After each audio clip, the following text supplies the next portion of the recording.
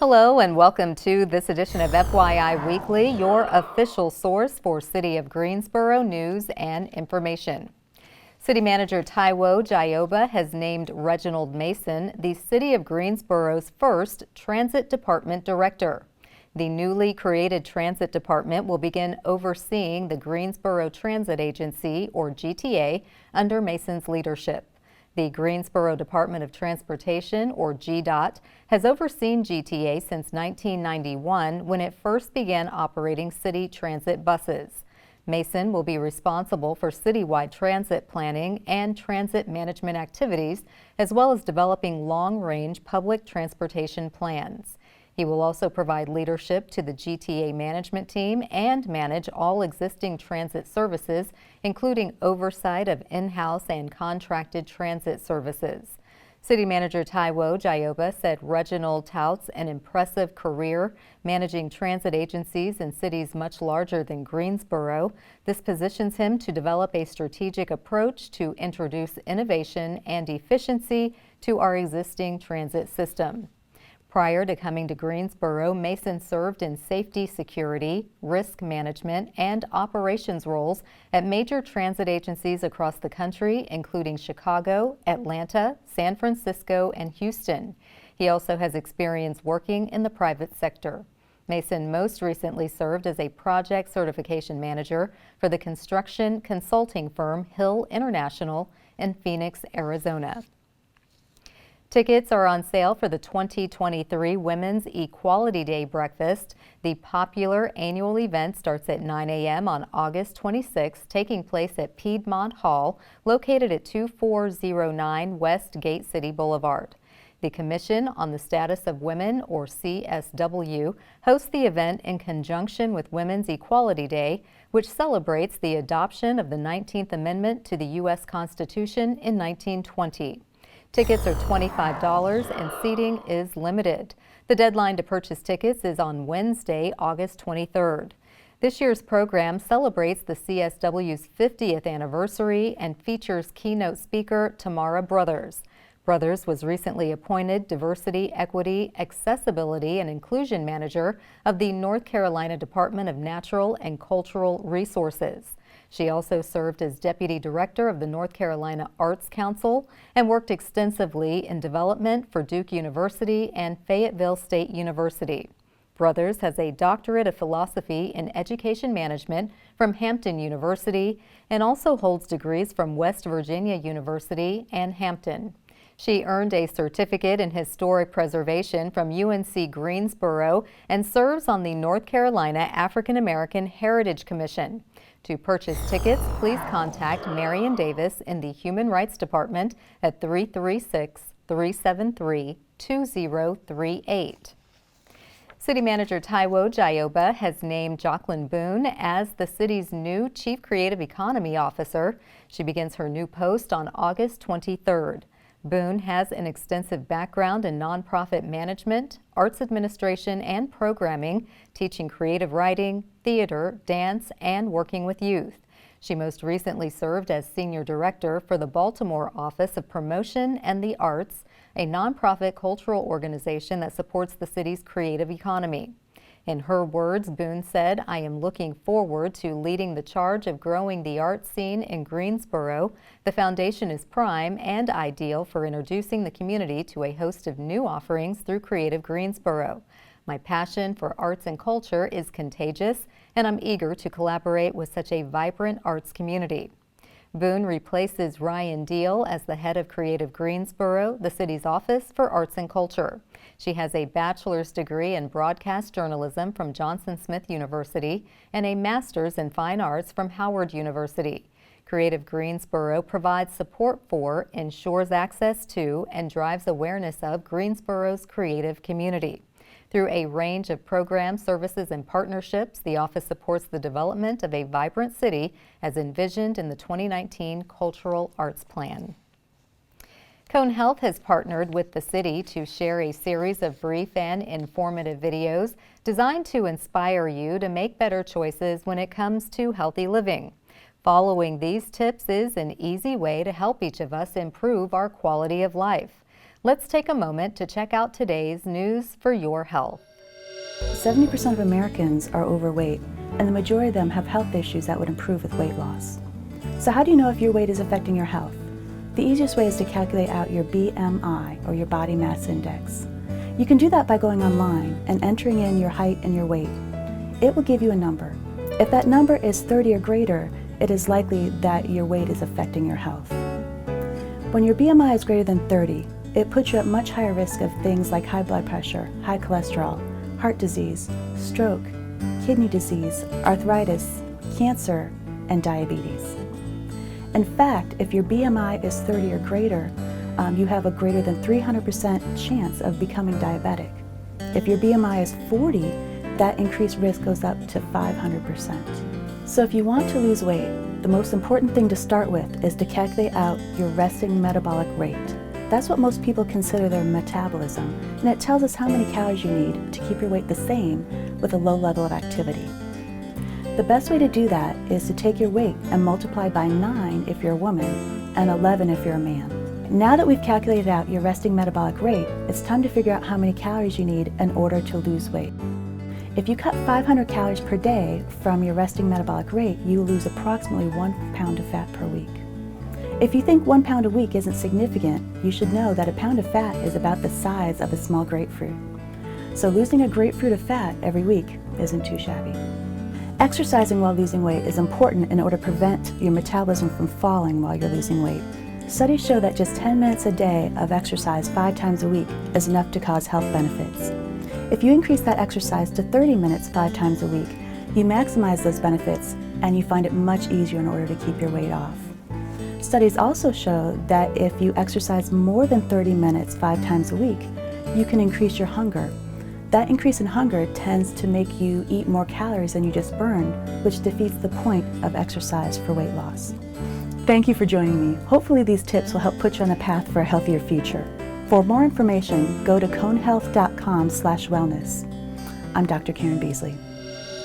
School supplies are the solution for those of you with parking fines, and the Greensboro History Museum will explain the phenomenon behind Piggly Wiggly. We'll have those stories and more news coming up after the break. Stay with us.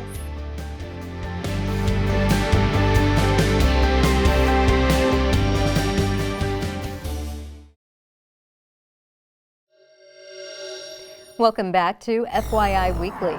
The City of Greensboro is accepting new and unwrapped school supplies or a cash donation to the Guilford Education Alliance Teacher Supply Warehouse.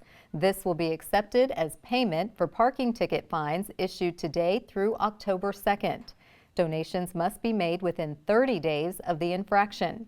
Please note, handicap parking violations are not included in this program. All supplies must be dropped off at the Greensboro parking office located in the main lobby of the Melvin Municipal Office Building at 300 West Washington Street. A cash donation may be made directly to the warehouse by going on the group's website.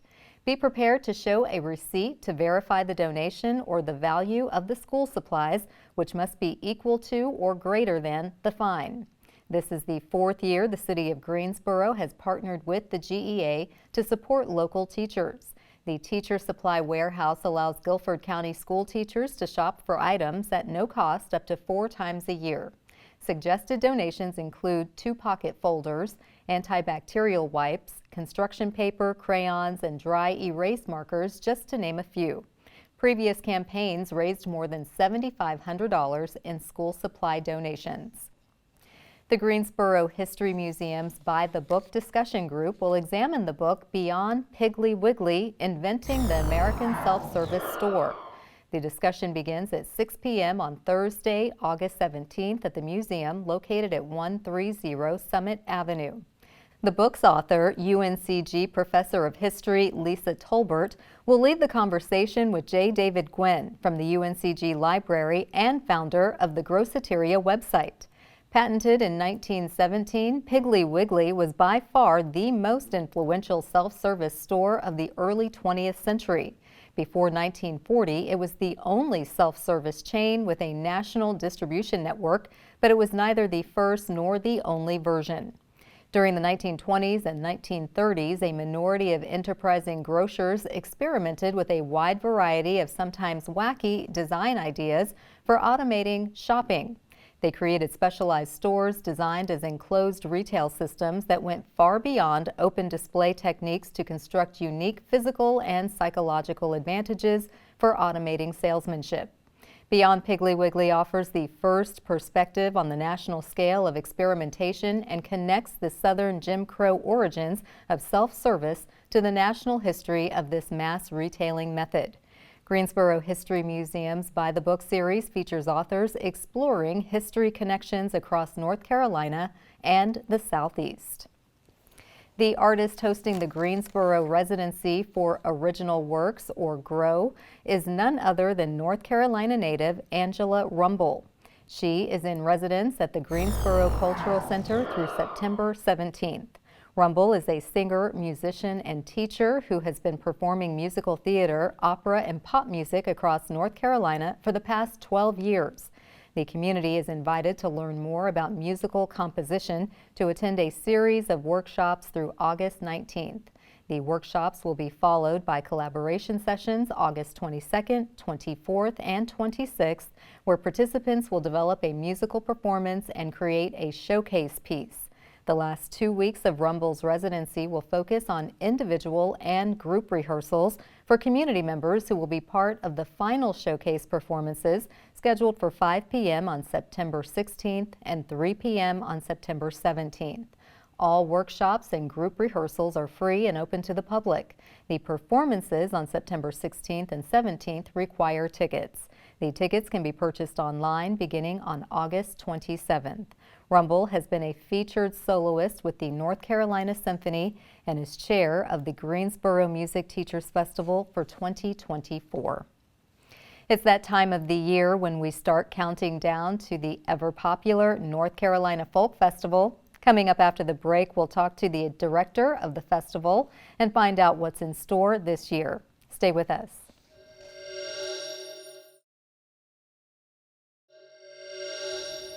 Welcome back to FYI Weekly. The North Carolina Folk Festival has evolved over the years and it just keeps getting better. Joining me now to take us behind the scenes and to highlight new elements is Amy Grossman. She is the Executive Director of the North Carolina Folk Festival. Hello, Amy. Welcome back. Thank you, Carla. Nice to be here. Oh, good to see you. As I said, the Folk Festival, North Carolina Folk Festival, has grown. It's evolved over time. So, and you survived COVID. I really enjoyed the virtual version of the festival. How many stages can we look forward to seeing this year? So the festival's going to look a lot like it has last year. We kind of reemerged from COVID and we're able to scale it back up to where we had been prior to the pandemic, but we're going to have 4 main stages kind of anchoring the festival site, plus a lot of other stuff going on in Center City Park and in LeBauer Park and in the Greensboro Cultural Center. Oh, nice. Making a really good use of our downtown. That's the fun part. You can walk around and really take it all in. So tell us about the performers. Everyone always looks at the lineup. So who will be taking the stage? There are so many performers to check out, and I'm going to highlight just a couple right now. One of the favorites every year that I hear from people is they love music from Louisiana. Yeah. And I have 2 groups coming in from Louisiana this year. One from New Orleans, a performer named Layla Michaela. She may be familiar to North Carolinians. She used to be a member of the Carolina Chocolate Drops with Rhiannon Giddens. But she's doing her own thing right now, really diving into her Haitian roots and exploring that in her music. Another performer is Cedric Watson and Bayou Creole. So Cedric is originally from Texas, but he now resides in Lafayette, Louisiana, and he performs a music that's kind of it's a Creolized music, between Cajun and Zydeco. Again, another big favorite of festival attendees. Okay, well, we are looking forward to that, and we'll go to the website and check out all the other performers. Now, what can festival goers expect as it relates to the international music scene? So we do have international performers, but one special thing has come into the festival this year. It's an international musical exchange program called Ethno USA. So around 40 young musicians from across the globe have applied to participate in this. So they're going to be coming to Greensboro about a week before the festival, and they're going to workshop together, create new music, and then showcase it for the very first time at the festival. So it's a really special thing. It's the only location in the United States this year where Ethno is taking place. It's going to be right here in Greensboro. Oh, I hope that brings some national media attention, because the collaboration, that is unique, and we really want to spotlight that. Now, you do have a ticketed event at Carolina Theater. Tell us about that. So this has been a folk festival tradition for many years. We do a concert each year that we call Songs of Hope and Justice. So Laura Lynn Dossett, a well-known local musician, pulls together a great lineup of musicians. They do a concert on themes of justice and freedom. And this year we're going to be doing it at the Carolina Theater. It's going to be Wednesday, September 6th, and tickets are available at the Carolina Theater's website. Okay, so that's kind of ushering us into the weekend. Yeah. Nice. Now, you do have the Folk Fest 5K run and walk. So is That's brand new this year, because we didn't have enough to do the rest of the weekend. We decided to add something Sunday morning. No, we're going to be hosting a 5K run and walk, so walkers are welcome as well. And we're working with a couple of different run clubs here in Greensboro in the Triad region. There are over 30 clubs, and a couple of the leaders of those groups came to us and said, you know, we really want to do an event that brings the entire running community together, and you know, for a cause that we can all get behind. And so they came to us, we said, let's do it. So registration is open, and people get a t-shirt and a bib, and it's a great way to kick off your Sunday and lead right into the festival performances that day. Absolutely. And the weather, we are going to pray in advance that it is gonna be great. point. Now, other than the walk, the ticketed concert, the festival as a whole, how can festival goers get involved in other activities? So there are lots of ways that festival goers can get involved and be active participants in the festival. And one of the first ways is a program that we started last year called Center City Jams. So in Center City Park, we're going to have facilitated jam sessions of different types of music. So audience members, the public, are invited to bring their instruments and join in the music making that will be at the festival. It's very popular this year. We're incredibly excited to bring that back. We're also going to have some dance workshops in the Cultural Center, which will be a lot of fun. We've done that for several years, partnering with Dance Project, so people will have a chance to try out some new steps. Okay. Are you doing the dance tent? The dance tent, there will be lots of dancing at the stages, and we'll have some dance floors out for people to do that. Okay, looking for the dance tent. Well, it sounds like you're poised to have another successful folk festival. We are so proud to have it be the North Carolina Folk Festival. Looking forward to the Ethno USA. Thank you for the overview, and we are putting our request in now for perfect weather. Absolutely, thank you. Thank you. Come back and see us. All right, thank you. Stay tuned for some interesting and useful information about Greensboro as we tell you something about the city. That's coming up after the break. Stay with us.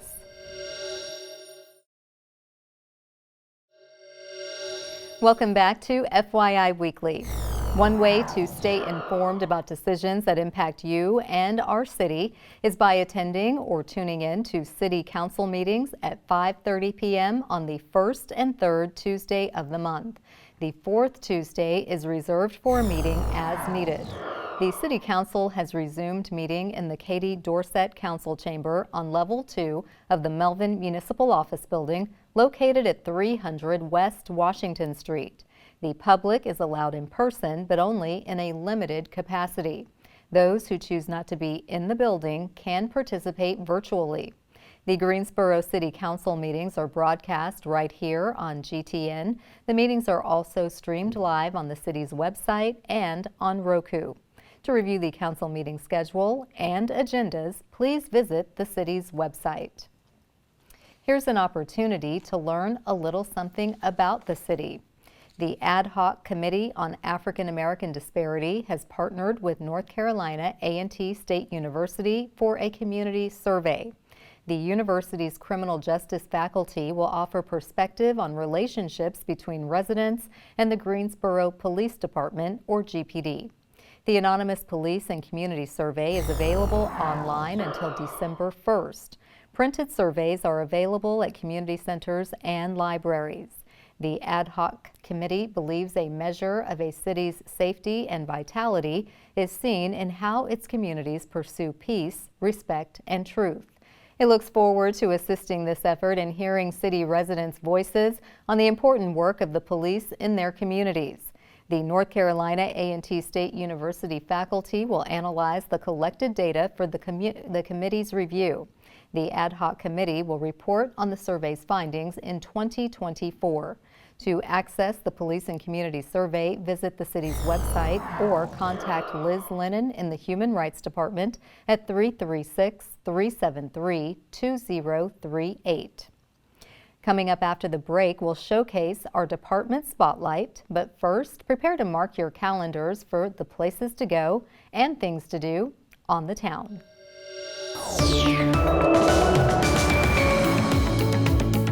I'm Dave, and here are some of the special events happening this weekend on the town. Enjoy the music of ABBA at the Tanger Center when the show band Arrival from Sweden takes the stage August 18th. Featuring authentic costumes and your favorite songs, this concert is celebrated as the best ABBA show in the world.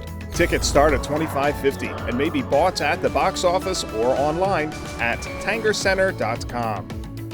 Bring your pups to the Greensboro Farmers Curb Market August 19th for the Dog Days of Summer. Enjoy an adoption fair, costume parade, pet product vendors, and of course, hot dogs. Pet sitting is available while you shop inside the market. Visit gsofarmersmarket.org for more information. The local chapter of Swing Fi Swing Social Fellowship Incorporated and I Am Kiana King present a school supply giveaway and children's fashion show on August 19th at the Glenwood Recreation Center. The first 150 students to arrive receive free school supplies. To learn more, search for Back to School Jam on Eventbrite.com. American-Mexican musicians Gerardo Ortiz and El Yaqui bring their Dijimos Tranquilito tour to the Greensboro Coliseum on August 19th. Ortiz is known for his unique style that incorporates unconventional elements, while El Yaqui is a passionate performer with heartfelt lyrics. Tickets start at $50. Get yours at the box office or online at greensborocoliseum.com. The next Piedmont Blues Preservation Society Blues and Foods Market is August 20th at the Renaissance Center. There's a free concert with Will G. and friends, plus food and market vendors, games, and community resources. Visit the McGirt Horton Branch Library to make a bluesy craft. Learn more and see the series schedule at piedmontblues.org.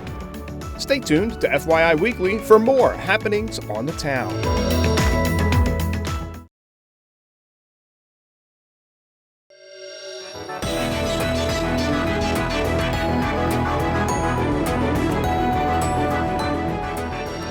Welcome back. The City of Greensboro has more than 20 departments and several divisions committed to serving you, our residents and visitors. Let's go behind the scenes in our department spotlight. The One City, One Book selection is the Carolina Table, North Carolina Writers on Food. The book is a collection of essays exploring our heritage through food-related stories set in North Carolina. The book explores multiple ways food influences community, family, favorite meals, manners, regional traditions, recipes, and recollections.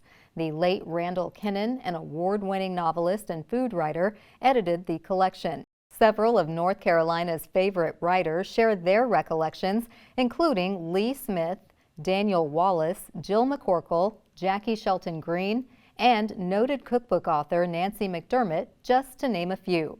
Library Director Bridget Blanton said the Carolina Table was chosen because gathering for meals is a universal way to build relationships, and good food brings people together no matter their origins or ethnicity.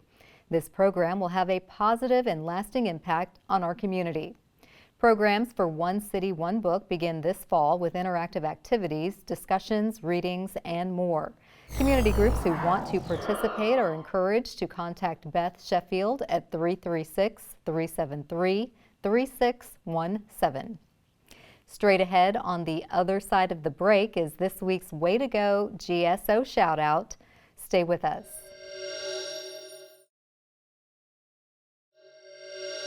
As we draw to a close, we always want to end on a positive note with our Way to Go GSO shout out. This week's shout out goes to the Commission on the Status of Women. The Commission is inducting 15 residents into the Ruth Wicker Tribute to Women. The women were nominated by the public and chosen by a panel convened by the Commission on the Status of Women. They are recognized for their achievements and significant contributions to Greensboro and the surrounding community. The community will have an opportunity to meet these women during an unveiling ceremony at 3 p.m. on Wednesday, August 23rd at the Barber Park Event Center. These women join the 31 individuals and 4 organizations that comprise the first group of Tribute to Women honorees in 2019. That concludes this edition of FYI Weekly, but you can easily stay connected to the latest city news by linking to us on Facebook, Twitter, YouTube, and Instagram. Alexa users can subscribe to our 5-minute flash briefings, which airs on 90.1 FM and 100.7 FM. Be sure to download both weekly podcasts, Talk City Greensboro and Connect GSO. Plus, GTN is streaming on Roku. For all of us here at the City of Greensboro, thanks for watching, and we'll see you next time.